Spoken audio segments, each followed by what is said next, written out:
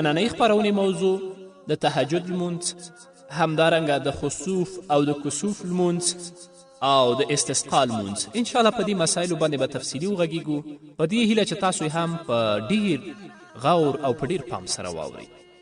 د تهجد لمونځ د محمد رسول الله صلی الله علیه وسلم په احادیثو کې، همدارنګه د الله رب العزت په کلام کې د تهجد لمانځه ذکر راغلی او د رسول الله صلی الله علیه وسلم د وینا مطابق د تهجد په لمانځه کې ډیر زیات ثوابونه دي او په دې باندې الله رب العزت د انسان ګناهونه بخي او هغه ګناهګار انسان ته بخښنه کوي.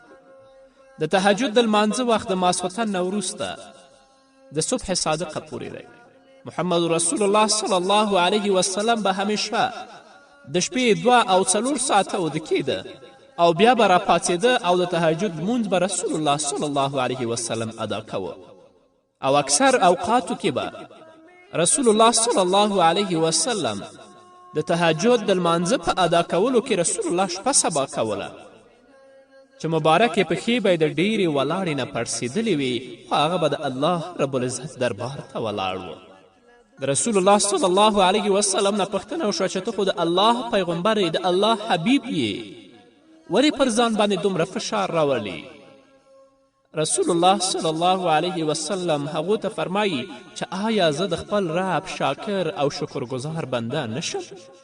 هغه رسول، هغه پیغمبر چې الله رب العزت د هغه مخکینی او وروستني ګناهونه ټول بخښلي دي، د الله محبوب دی، هغه ټوله شپه خپل رب ته ولاړي، خپل رب ته تضرع او عاجزي کوي.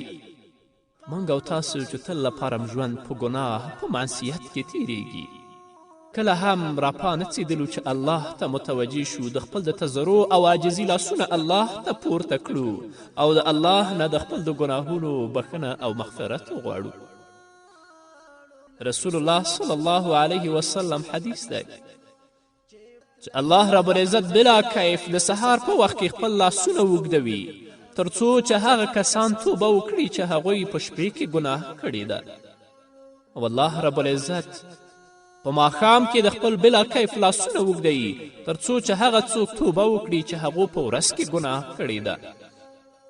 د ګناه نه خو هم چیرته ځان ونه ساته، په ګناه کې اخته یو، خو چې ګناه کوو بیا هم د الله نه بخښنه هم ونه غوښتله. نو الله رب العزت دې په موږ او تاسو باندې رحم وکړي او تل لپاره دې د نیکو اعمالو توفیق موږ او تاسو ته راکړي. د تهجد د لمانځونو د رکعتونو تعداد معلوم نه دی، 2 رکعته، 4 رکعته، 6 رکعته یا 8 رکعته، له دې زیات چې هر څومره کولی شي. حضرت ابي امامه رضی الله تعالی عنه د محمد رسول الله صلی الله علیه وسلم نه روایت کوي. هغه فرمایي عن رسول الله صلی الله علیه وسلم انه قال عليكم بقيام الليل فإنه داب الصالحين قبلكم وهو قربة إلى ربكم ومكفرة للسيئات ومنهاة للإثم. رواه الترمذي. حضرت ابي امامه رضی الله تعالی عنه د محمد رسول الله صلی الله علیه وسلم نه روایت کوي. هغه فرمایي چې رسول الله ویلي چې د شپې پاڅېدل په ځان باندې لازم کړئ، یعنی شپې پاڅېږئ، تاسو د تهجد لمونځ وکړئ، د خپل راز او نیاز خپل پروردګار سره شریک کړئ. دا طریقه ستاسو ښه مخکې د نیکو خلکو وه او رسول الله فرمایي چې دا لمونځ به تاسو الله ته نږدې کړي، ستاسو ګناهونه به ختم کړي او تاسو به د بدي نه منع کړي. او هغه څوک چې تهجد لمونځ کوي واقعا په دې کې شک نشته چې الله رب العزت به ګناهونه ورته معاف کوي او دا د تهجد لمونځ به دا د ګناهونو نه ساتي او الله رب العزت به د هغه په چهره او به د هغه په صورت کې یو ځانګړی نورانیت او یو ځانګړی ښایست به پیدا کړي. الله رب العزت دې موږ ته توفیق راکړي. دویم لمونځ چې هغه د خسوف او د کسوف لمونځ دی، چې کله لمر تندر ونیسي هغه ته کسوف ویل کیږي، چې کله سپوږمۍ تندر ونیسي هغه ته خسوف ویل کیږي.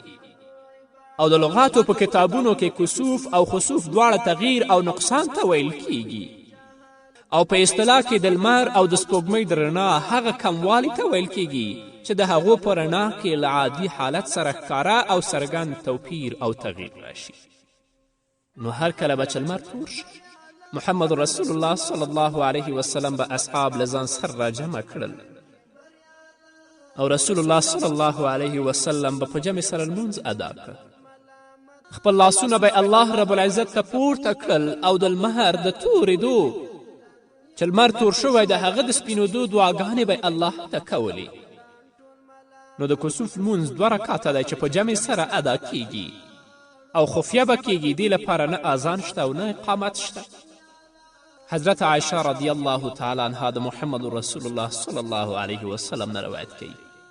هغه فرمای انها قالت خسفت الشمس في عهد رسول الله صلى الله عليه وسلم فصلى رسول الله صلى الله عليه وسلم بالناس فقام فأطال القيام ثم ركع فأطال الركوع ثم قام فأطال القيام وهو دون القيام الأول ثم ركع فأطال الركوع وهو دون ركوع الأول ثم سجد فأطال السجود ثم فعل في الركعة الثانية مثل ما فعل في الأولى ثم انصرف وقد انجلت الشمس فخطب الناس فحمد الله وأثنى عليه ثم قال إن الشمس والقمر آيتان من آيات الله لا يخسفان لموت أحد ولا لحياته فإذا رأيتم ذلك فادعوا الله وكبروا وصلوا وتصدقوا.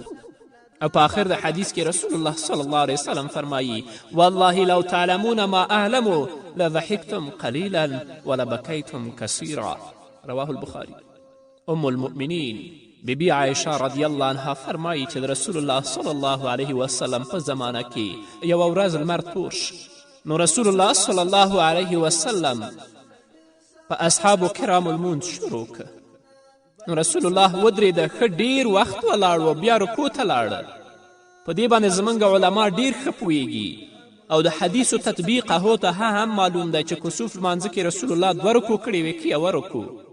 په دې باندې علما ډیر ښه پوهیږي، زه په دې کې ورته بحث نه کوم.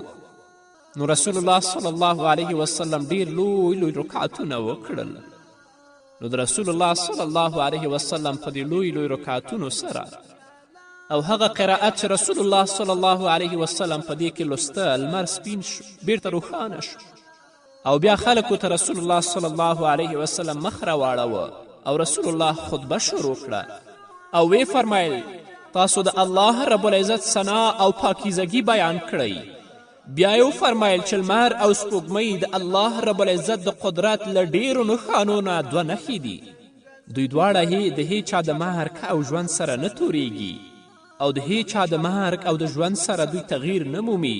نو کوم وخت مو چې لمر او سپوږمۍ په داسې حالت کې ولیدل چې یعنې لمر هم تور شوی او سپوږمۍ هم تور شوې، نو الله رب العزت ته تاسو سوال وکړئ، الله لوی وبولئ، تاسو لمونځ وکړئ، خیراتونه وکړئ.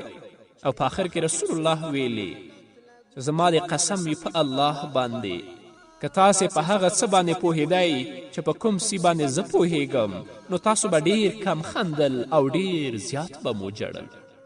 خو انسان تل لپاره د مادیاتو باندې اخته دی او د دنیا مادیاتو دا د الله رب العزت د یاد نه، د الله د ذکر نه غافله کړی دی او د دنیا څو ورځینی ژوند دی ژوند ګڼلی، د دنیا محدوده خوشحالي دی خوشحالي ګڼلی او د هغه ابدي خوشحالي نه دی انسان ځان غافله کړی دی او تل لپاره په دنیا کې په خندا دی. نو رسول الله فرمایي په هغه څه باندې چې زه پوهیږم که تاسو پوه شئ نو تاسو به ډیر کم وخاندئ او ژړا به هم ډیره زیاته خو لا تروسه پورې موږ دا درک او احساس نه دی کړی.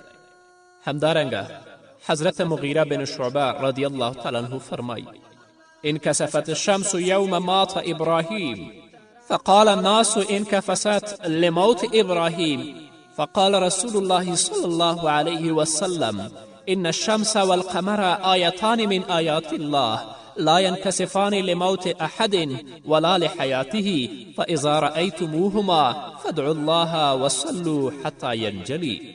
رواه البخاري.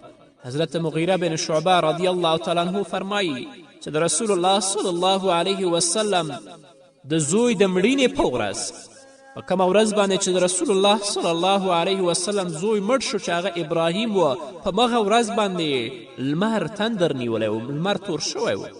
نو خلک وویل چې لمر د نبي علیه الصلاة وسلام د زوی د مړینې د غمرازي په خاطر تور شوی. کله چې پیغمبر علیه الصلاة وسلام دا خبره واورېدله نو رسول الله وویل چې لمر او سپوږمۍ د قدرت له ډیرو نښانو نه دوه نښې دي. د چا د مرګ او ژوند سره هغوی نه تورېږي. که کله مو تاسو لمر او سپوږمۍ دواړه د توروالي په حالت کې ولیدلي چې د خپل هغه اصلي حالت نه دوی تغییر موندلی دی، نو تر هغه پورې تاسو دعا او لمونځ وکړئ تر څو چې لمر او سپوږمۍ دواړه روښانې شي. قدرمنو اوریدونکو، د خپرونې په دې وخت کې راځو دمې ته. دمې نه وروسته زموږ خپرونه دوام. چې ته راغلې جهالت له دنیا لاړو، د بوتانو عبادت له دنیا لاړو.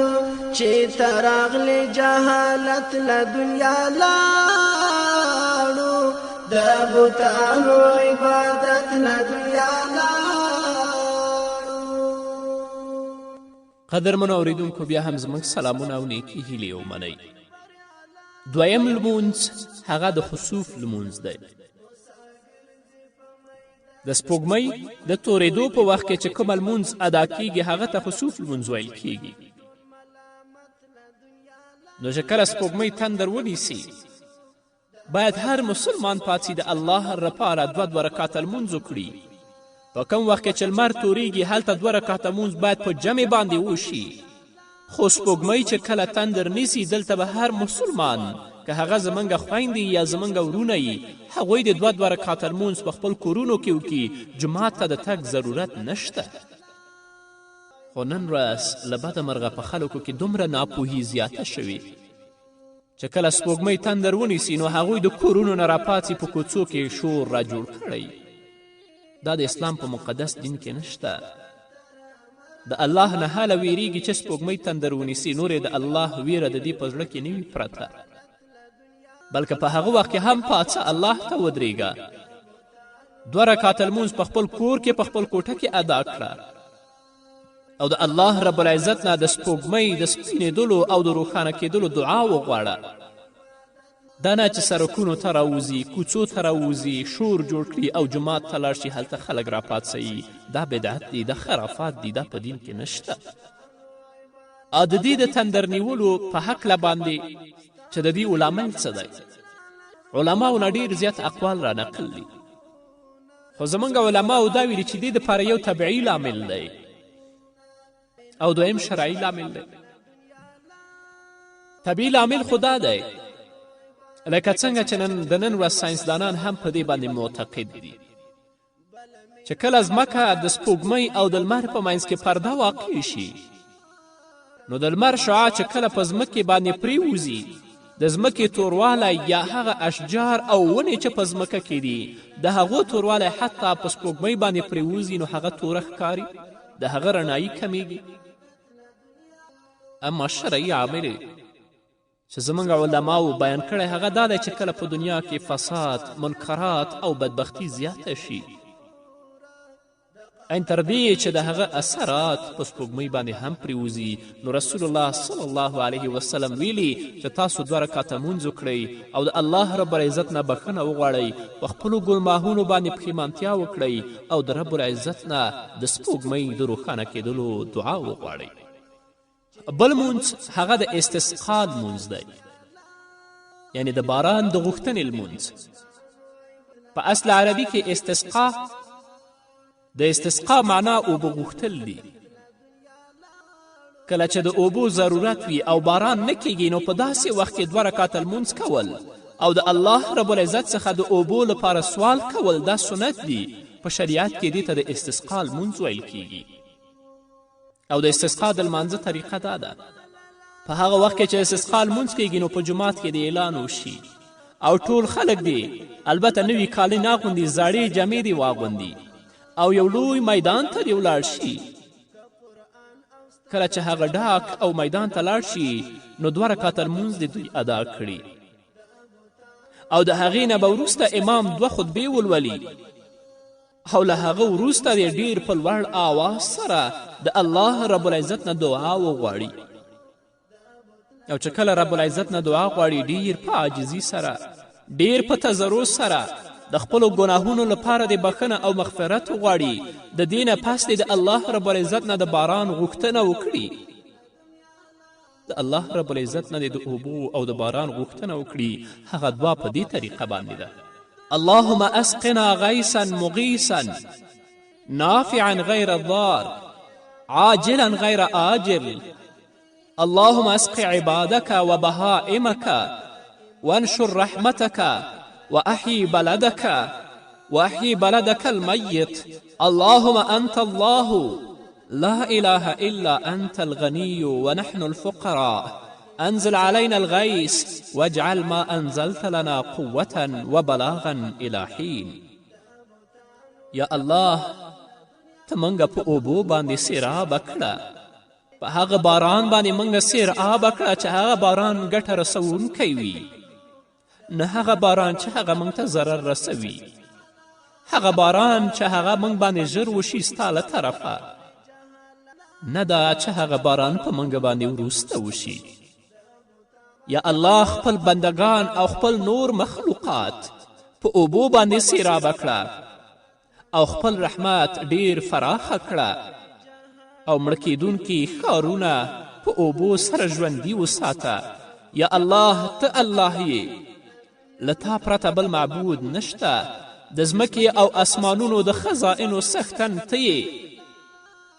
یا الله موږ ډیر بېوزله او فقیر یو، په موږ باندې باران نازل کړه او هغه څه چې ته یې په موږ باندې نازلوې هغه موږ لپاره تر یو وخته پورې قوت راوبخي. نو دا دعا ده د استسقا لمانځه لپاره د لمانځه نه وروسته. همدارنګه د حضرت ابو هریره رضی الله تعالی عنه څخه روایت دی چې یوه ورځ رسول الله صلی الله علیه وسلم د باران د غوښتنې لپاره یو خلاص میدان ته تشریف یووړ.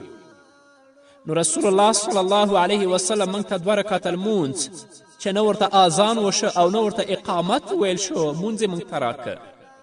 بیا رسول الله صلی الله علیه وسلم خطبه وویله او الله تعالی ته یې د دعا لاسونه پورته کړل او د دعا په حالت کې رسول الله مخ قبلې ته وګرځوه.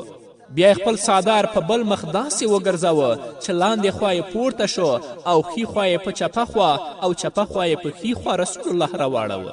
څادر به داسې راوګرځوي په غاړه کې. نو رسول الله د الله نه غوښتنه وکړه او د رسول الله صلی الله علیه وسلم د دعا وروسته الله رب العزت په موږ باندې باران وکړ.